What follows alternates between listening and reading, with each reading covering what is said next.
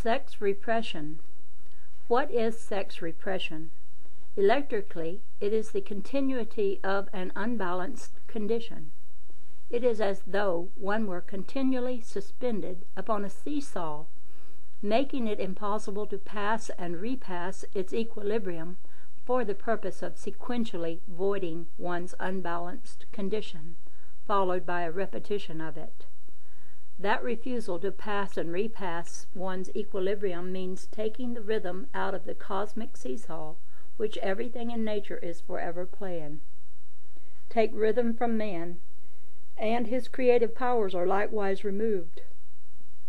For rhythm is the very foundation of all the arts. Sex repression takes the rhythm out of creative life expression by keeping the unbalanced condition forever suspended. We repeat from a former chapter, everything in nature is forever seeking three things: balance, motion, and rest. Deprive anyone of either of these three normal requisites, and abnormality results from it to the extent that the normal fulfillment of life's purposes becomes impossible. Sex balance is absolutely necessary if one hopes to become a dynamic, forceful being. To become a dynamic, forceful being, one must be able to find absolute stillness as a fulcrum from which to express one's dynamism.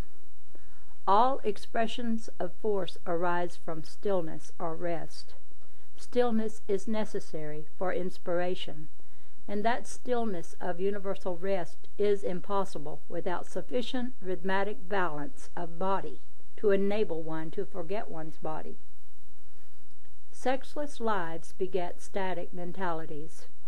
Without sex, one eventually becomes a negative reversal of all that is dynamic, and the expressions of such a person become the escape channel for an intolerant or iconoclast.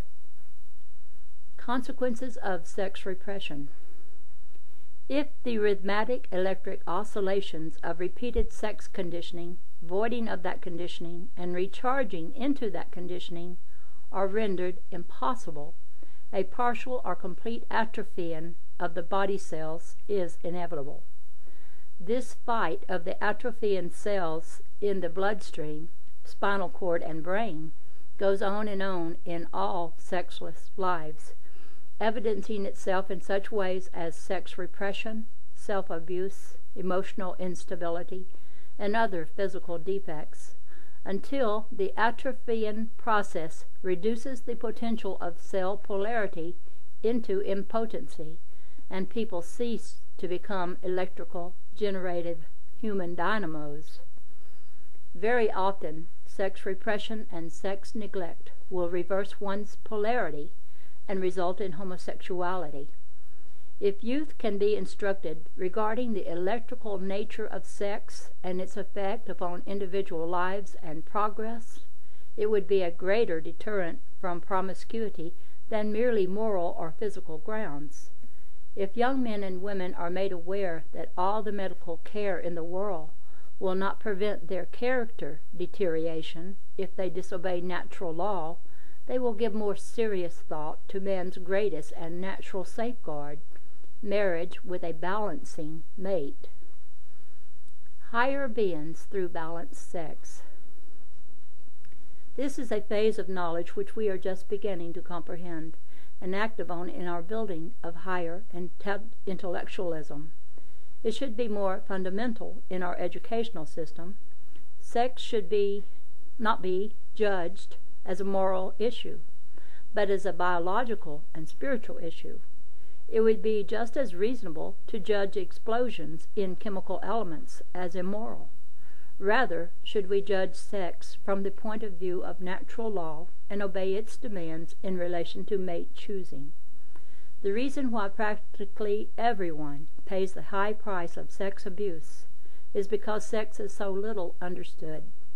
Because of that ignorance, there is a rapid world decadence in culture at this very moment.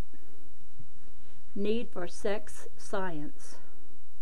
As sex is the most important thing in shaping man's life, individually and collectively, sex science should be the most important fundamental of his education, and dealt with as frankly as history or mathematics.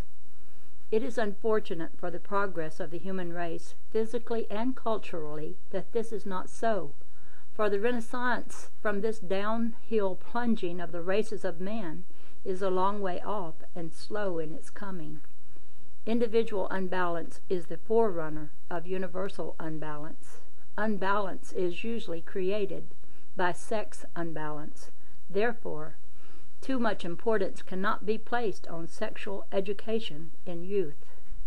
The creative urge is in truth the sex urge, and can either become the greatest force for good or the greatest deterrent in life.